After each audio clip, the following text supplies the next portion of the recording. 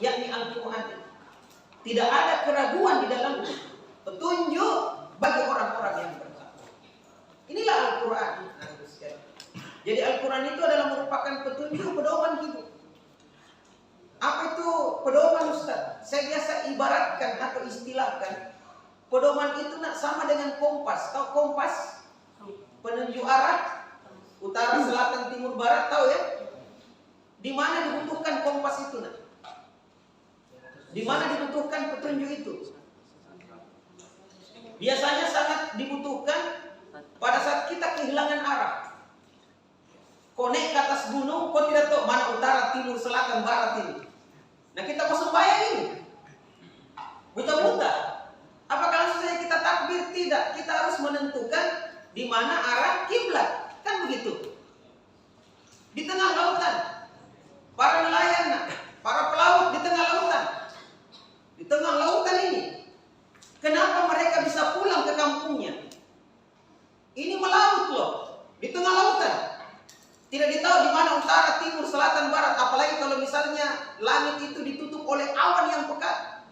Tidak kelihatan matahari, tidak kelihatan bulan. Kenapa mereka bisa pulang ke kampungnya? Kenapa kira-kira?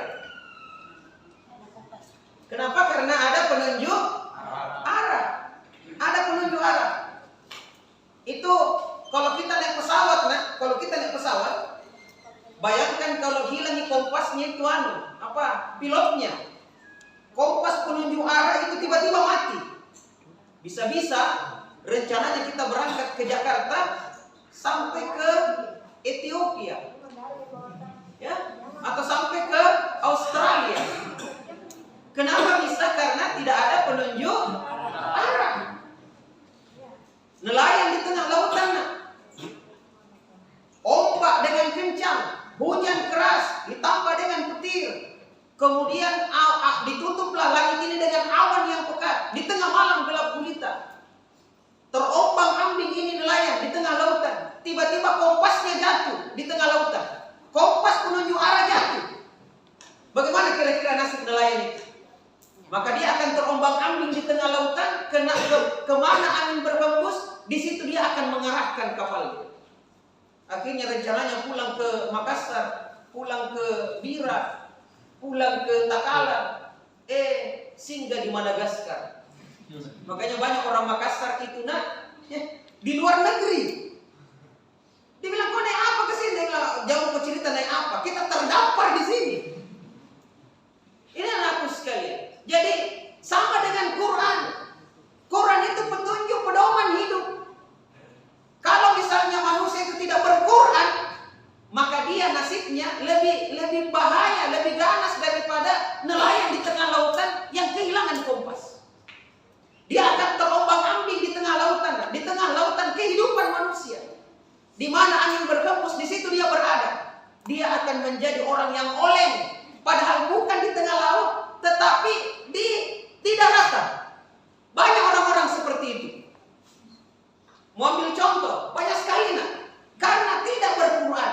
Artinya akhirnya dia ikut apa saja yang membawanya. Pokoknya dia ikut-ikutan. Ya. Dia lihat celananya orang itu lebar di bawah, kasih lebar juga celananya. Ya. Muncul lagi tren celana botol, model botol yang sempit di bawah. Kasih sempit lagi celananya. Itulah orang yang terombang-ambing.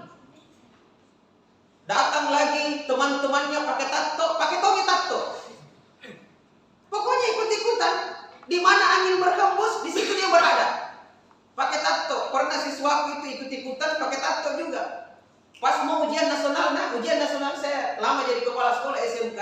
Pas mau ujian nasional, ada namanya ujian UAS, ujian akhir sekolah. Ada setiap, saya tidak tahu kalau masih ada sekarang, masih ada ya? Ujian sekolah namanya. Ada namanya ujian nasional, ada nama ujian sekolah. Ujian sekolah, karena sekolah yang buat soal, dia datang minta izin sambil menggigil. Saya bilang, kenapa kok nak? Dia bilang, Kak Pasca, minta izin Kak, tidak bisa ke ujian. Saya bilang, kenapa bisa nak? Pasca, saya menggigil kedinginan karena infeksi kianuku di siniku. Saya bilang, kenapa bisa infeksi nak? Pas saya mau pegang, jangan dipegang Pasca. Jangan dipegang. nak sakit kalau kita pegang. Oh, lantas temannya ada yang cerita, bohong itu Paskar. Betul itu sakit memang sininya, itu gara-gara terkelupas di kulitnya Paskar itu. Saya bilang, kenapa bisa terkelupas? Dia bilang begini Paskar. Di sini itu ada tato. Saya pasang waktu SMP karena teman-temanku juga pakai tato semua. Kan anak-anak suka ikut-ikutan. Suka ikut-ikutan tidak? Suka. Ya, suka. Nanti aku kasih contoh lagi banyak sebentar. Ya. Lantas kenapa? Apa hubungannya tato dengan sakit? Dia bilang begini Paskar. Saya kalau tamat SMK, saya mau lanjut ke siang jadi polisi. Nah tidak bisa jadi polisi kalau ada tato. Maka apa boleh buat Paskar? Sebelum saya ujian, sebelum saya masuk nanti jadi polisi, terpaksa saya hilangkan saya punya tato, tapi tidak bisa hilang karena sudah permanen. Terpaksa dikelupas. Terpaksa dikelupas dengan kulitnya. Akhirnya infeksi, ini mah demam sekarang. Saya bilang mari aku tambahin lagi. Bodoh-bodoh nih. Itu anak-anakku sekalian. Jadi di mana angin berhembus, di situ dia berada. Auzubillahiminzalik. Maukah kita seperti itu nak? Tidak.